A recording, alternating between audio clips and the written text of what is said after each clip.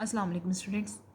बेटे आज का जो हमारा टॉपिक है वो बहुत ही इंटरेस्टिंग भी कहेंगे और ये भी कहेंगे कि बच्चों को बिल्कुल बिगनिंग में स्टार्ट में बड़ा डिफ़िकल्ट लग रहा होता है। वो इस चीज़ को अंडरस्टैंड नहीं कर पा रहे होते, शायद वो इस चीज़ को रियलाइज़ नहीं कर रहे होते, समझ नहीं पा रहे होते, कोई एक्सपेरिमेंटल एविडेंस उनके सामने नहीं होता। और वो टॉपिक है डी ब्रोगले हाइपोथेसिस। अच्छा, before going to discuss the de Broglie hypothesis, सबसे पहले अभी हम ये डिस्कस करेंगे कि अब तक आप लोग जितने भी फिज़िक्स के फिनोमेना, जितने भी एक्सपेरिमेंट्स पढ़कर आ चुके हो, जो टॉपिक्स हमने कवर किए हैं, वो सारे के सारे टॉपिक्स इस चीज़ पे फोकस कर रहे थे कि light have dual nature. Light एक एनर्जी है, हम पढ़कर आ चुके हैं कि लाइट की वेव नेचर है। अगर हम बिल्कुल बिगनिंग में देखेंगे, हमने पहले ये चीज़ स्टडी की थी, स्टार्ट में करते हैं कि लाइट की वेव नेचर है। एक अरसे तक इस पर एक तरह से कह लें कि बहस होती गई कि लाइट की वेव नेचर है या पार्टिकल नेचर है। फिर एक वक्त आया 1900 में के बाद कि जब ये हुआ कि लाइट हैव ड्यूअल नेचर, जिस पे डिफरेंट साइंटिस्ट ने काम किया, जिसके एक्सपेरिमेंटल एविडेंस भी मिले। Max Planck's, Einstein, Compton effect, ये सारे एक्सपेरिमेंट इस चीज़ का एविडेंस दे रहे थे कि लाइट की पार्टिकल नेचर है। तो अब तक जो हमने स्टडी किया उसमें हमने ये देखा कि light have dual nature, wave as well as particle. Light wave के तौर पे भी बिहेव करती है और पार्टिकल के तौर पे भी। और लाइट खुद क्या है? एनर्जी है, यानी कि एनर्जी की ड्यूअल नेचर हमने देखी, वेव और पार्टिकल। अच्छा, वेव का एविडेंस कैसे मिलता है? वेव का एविडेंस बिल्कुल मिलता है, किससे मिलता है? डाइफ्रैक्शन हो गया, इंटरफेरेंस हो गए, ये तमाम फिनोमेना जो हैं वो वेव नेचर का एविडेंस है। इसी तरह side by side light have also particle nature, और इसका एविडेंस कहाँ से मिला था? Photoelectric effect. फोटोइलेक्ट्रिक इफेक्ट में हमने देखा था फोटोन एक मेटल सरफेस से इंटरेक्ट करता है। फोटोन क्या है? एक एनर्जी पैकेट है, एक पैकेट ऑफ एनर्जी है। वहाँ पे हम एक वेव के फॉर्म में कंसीडर नहीं कर रहे लाइट को, वहाँ पे हम एक पैकेट ऑफ एनर्जी कंसीडर करें। जब फोटोन आके मेटल सरफेस से इंटरेक्ट करेगा तो अपनी तमाम एनर्जी इलेक्ट्रॉन को दे देगा और इलेक्ट्रॉनों से क्या हो जाएगा? एजेक्ट आउट हो जाएगा।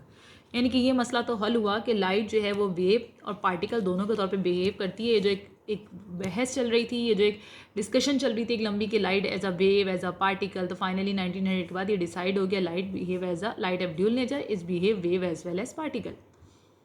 अच्छा, यानी कि ऑल इलेक्ट्रोमैग्नेटिक वेव्स और electromagnetic wave behave like a wave and a particle. Nature के अंदर सिमेट्री है। इस नज़रिए को लेते हुए डी ब्रोगले ने एक थ्योरी डिस्कस की, इसकी सिमेट्री की लेते हुए कि दुनिया के अंदर सिमेट्री है। जो डी ब्रोगले ने जो थ्योरी दी उसको कहलाती है डी ब्रोगले हाइपोथेसिस। अब हमारा फोकस अपने मेन टॉपिक की तरफ है। अच्छा, टॉपिक स्टार्ट करने से पहले एक बड़ी मज़ेदार इंटरेस्टिंग बात बताऊँगा डी ब्रोगले के बारे में कि लुइस डी ब्रोइन का नाम था, और इन्होंने जो थ्योरी दी थी ये अपनी पीएचडी के दौरान, अपने पीएचडी के थीसिस में दी थी। यानी कि ये वाहिद साइंटिस्ट थे कि जिन्हें जो नोबेल प्राइज़ मिला है इस टॉपिक, इस थ्योरी के ऊपर, वो इनका पीएचडी का थीसिस वर्क था।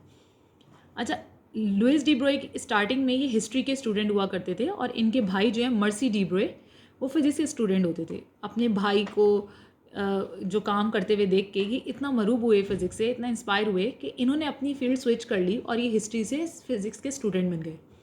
और फिर देखते ही देखते इन्होंने इतनी स्टडी की और कह लें कि इतना काम किया फिज़िक्स में कि जब इन्होंने पीएचडी की फ़िज़िक्स में, तो उस पीएचडी के दौरान उन्होंने थ्योरी डिस्कस की। और जिस थ्योरी की बुनियाद क्या थी? सिर्फ और सिर्फ सिमेट्री, कि तवाज़ुन, इस दुनिया के अंदर तवाज़ुन है। इस थ्योरी को लेते हुए जब इन्होंने ये थ्योरी दी तो इस पे इनको पीएचडी के इस थीसिस के ऊपर, इस टॉपिक के ऊपर इनको नोबेल प्राइज़ मिला। वो हम आगे जाके डिस्कस करेंगे। अच्छा, बेसिकली ये थ्योरी खुद थी क्या? ये थ्योरी बच्चों को, जैसे मैंने कहा कि ये थ्योरी बच्चों को परेशान करती है शुरू में बिगनिंग लेवल पे, कि ये है क्या, मतलब समझ नहीं आ रही होती ये बात।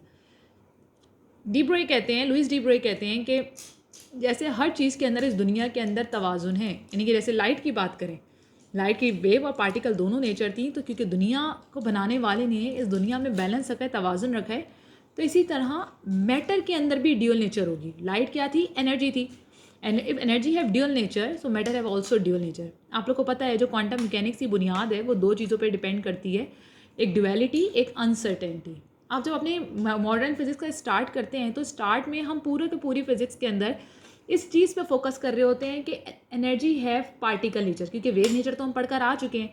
फिर हम पार्टिकल नेचर को पढ़ने के लिए हम ब्लैक बॉडी का कॉन्सेप्ट देते हैं, हमें फोटोइलेक्ट्रिक इफेक्ट पढ़ाया जाता है, हमें कॉम्पटन इफेक्ट पढ़ाया जाता है। तमाम एक्सपेरिमेंट्स कह लो, ये इस चीज़ का प्रूफ दे रहे होते हैं कि लाइट हैव पार्टिकल नेचर और वेव नेचर हमें पहले ही बता दी। फिर उसके बाद जो हम ये देखते हैं कि मैटर, जैसे डी ब्रोय ने कहा, matter have also dual nature, wave as well as particle. Wave particle nature of a particle, क्या कह रहे हैं, वेव पार्टिकल जो है, पार्टिकल की जो वेव है उस नेचर को स्टडी कर रहे हैं, किसकी, पार्टिकल की। अब पार्टिकल की भी बिल्कुल उसी तरह दो नेचर होती है, वेव और एज वेल एज पार्टिकल। अब यहाँ जो पार्टिकल है ये कौन है बेटे, इलेक्ट्रॉन है। जिस तरह से हमने पहले बनाया, आप लोग से दिखाया कि लाइट की वेव नेचर भी थी और पार्टिकल की नेचर भी थी। हम किसी भी चीज़ को उस वक्त तक नहीं मानते जब तक हमारे पास एक्सपेरिमेंटल एविडेंस ना हो। हम कैसे मान लें कि ये थ्योरी ठीक है अगर वो हमारे सामने हो नहीं रही। तो हमें एक्सपेरिमेंट किए गए, डायफ्रैक्शन का, इंटरफेरेंस का, या Young double slit experiment, Michelson interferometer, Newton ring, they all are the experimental evidence of wave nature of light. In the similar way, Compton effect, photoelectric effect, these all are the experimental evidence of particle nature of light. अब यहाँ भी यही हुआ, D Broglie ने कहा कि symmetry है, बराबरी है, तो पार्टिकल की भी दो नेचर होंगी, wave as well as particle.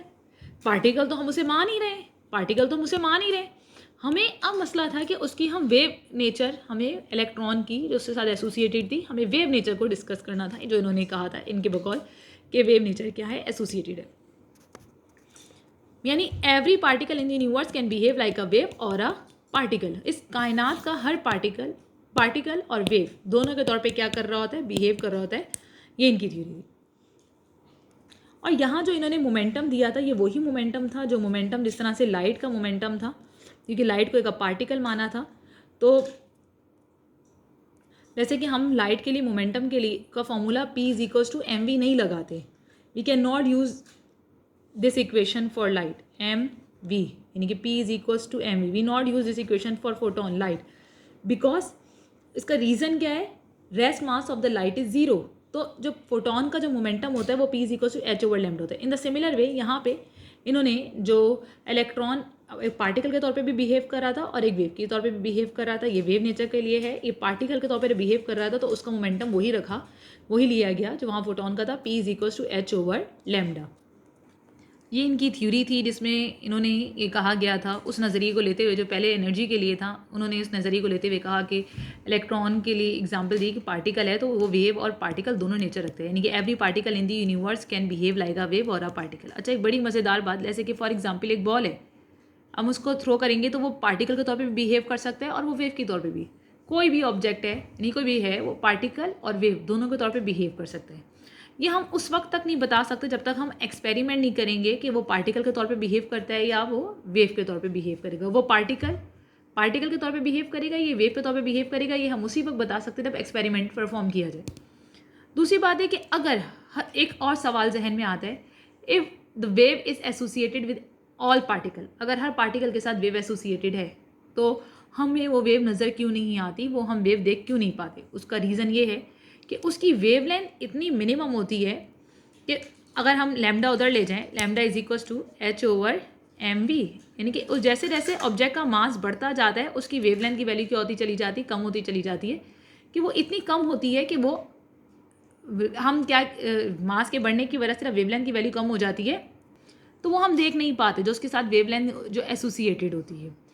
अच्छा, इस चीज़ को कैसे मानते, और इस पर जैसे कि हम कह रहे हैं कि नोबेल प्राइज़ मिला है लुइस डी ब्रोई को, तो उसको डेविड और जर्मन एक्सपेरिमेंट किया गया साइंटिस्ट ने, और जब वो एक्सपेरिमेंटल एविडेंस मिला कि प्रूव हुआ, तो उसके बाद 1929 में नोबेल प्राइज़ मिला लुइस डी ब्रोई को अपनी इस थ्योरी पे। अच्छा, जैसे मैं आप लोग से डिस्कस कर चुकी हूँ कि जब उसने अपनी थ्योरी दी तो ये थ्योरी उस वक्त तक एक्सेप्ट नहीं हुई जब तक इसका एक्सपेरिमेंटल एविडेंस नहीं मिला। और जैसे कि इसका एक्सपेरिमेंटल एविडेंस जर्मन एक्सपेरिमेंट दिया गया, एक्सपेरिमेंटल एविडेंस जो 1927, तो उसके बाद इनको नोबेल प्राइज़ मिला। लेकिन इसके बाद अगर हम एडवांस लेवल पे देखें तो बेसिक बुनियाद थी इस थ्योरी की जो समझ नहीं आती थी, और जिसकी सोच ये थी कि अगर if energy have dual nature, so electron matter also have dual nature, particle as well as wave. और थ्योरी को उस वक्त तक एक्सेप्ट नहीं किया जाता, एक्सपेरिमेंटल एविडेंस ना वो भी हो गया, नोबेल प्राइज़ ही मिल गया। अब जिस पार्टिकल के साथ एक वेव एसोसिएटेड है, अब बात ये होती है कि उसकी नेचर कैसी है, वो किस तरह की वेव है। जैसे कि हमने वेव को डिस्कस किया, पहले वेव्स पढ़ के आ चुके हैं हम लोग, तो वेव किस तरह की है, प्लेन वेव है, साइनोसॉइडल वेव है, कौन सी वेव है, बहुत क्वेश्चंस आए, और जो हम आने वाली वीडियोज़ में आप लोग के साथ शेयर करेंगे। क्या जो पार्टिकल के साथ वेव एसोसिएटेड है वो इस तरह की सिचुएशन होगी थी कि पार्टिकल और वेव दो अलग अलग अप्रोचेस हैं, बिल्कुल अलग चीज़ है। जो पार्टिकल है ना वो लोकलाइज्ड होता है, जो वेव है वो अनलोकलाइज है, वो स्प्रेड हुई हुई होती है। जैसे पार्टिकल है और ये वेव है, आपको क्या लगता है कि जो पार्टिकल के साथ जो वेव एसोसिएटेड है वो इस तरह की सिचुएशन होगी या इस तरह की? जो पार्टिकल के साथ एक वेव एसोसिएटेड होती है वो with in the dimension of that particle होती है, वो उस पार्टिकल की डायमेंशन में होती है। तो अगर हम समरी दें तो इस पूरी थ्योरी की समरी ये है कि हमने ऑब्ज़र्व ये किया कि जिस तरह से लाइट की ड्यूअल नेचर है, wave as well as particle, और दोनों नेचर्स का एक्सपेरिमेंटल एविडेंस मिला हमें। In a similar way matter, particle खुद क्या है? Matter have also dual nature, और ये थ्योरी हमें लुइस डी ब्रोई ने दी थी इन 1924। बाद में जिसके एक्सपेरिमेंटल एविडेंस मिला 1927 पे, जिसको फाइनली इन पे नोबेल प्राइज़ मिला जिस थ्योरी पे इनको 1929 में। इस थ्योरी के तहत हमें ये पता चला कि matter also have dual nature, particle as well as wave. Particle nature तो हम उसे मान ही रहे थे, उसकी वेव नेचर भी है। और जो उस पार्टिकल के साथ जो वेव एसोसिएटेड होती है वो with in the dimension of that particle, उस पार्टिकल की डायमेंशन में अंदर ही होती है। ऐसा नहीं है कि एक पार्टिकल के साथ वेव एसोसिएटेड है वो कहाँ है, ऐसा तो पॉसिबल नहीं है ना कि एक वेव जो मेरे साथ फॉर एग्जाम्पल एसोसिएटेड है तो मैं एक पार्टिकल हूँ, तो हम कहाँ हैं और वेव कहाँ है। पहली बात तो ये कि हर पार्टिकल की वेव के तौर पे भी बिहेव कर सकता है और पार्टिकल के तौर पे भी ये हम उस वक्त तक नहीं बता सकते जब तक हम एक्सपेरिमेंट परफॉर्म ना करें। और दूसरी सबसे मज़ेदार इंटरेस्टिंग बात ये, जो मैं पहले भी आप लोग से डिस्कस कर चुकी हूँ, कि चूँकि वेवलेंथ क्या होती है, जैसे जैसे मास बढ़ता रहता है, हम इस फॉर्मूले से पार्टिकल की वेवलेंथ फाइंड आउट करते हैं, lambda is equals to h/m भी। जैसे जैसे मास बढ़ेगा वैसे वैसे वेवलेंथ की वैल्यू क्या हो जाएगी? कम हो जाएगी। वो इनफाइनाइटली इतनी स्मॉल हो जाती है कि वो हम एक्सपेरिमेंटली उसका प्रूफ नहीं दे सकते। यहाँ पे अपने टॉपिक एंड करते हैं और आगे हम डिस्कस करेंगे कि जो एक पार्टिकल के साथ वेव एसोसिएटेड है, जो प्योर क्वांटम की तरफ चली जाती है, तो उस वेव की नेचर क्या है, उसकी वेलोसिटी क्या है, ये तमाम चीज़ें हम ग्रेजुअली आप लोगों के साथ डिस्कस करेंगे।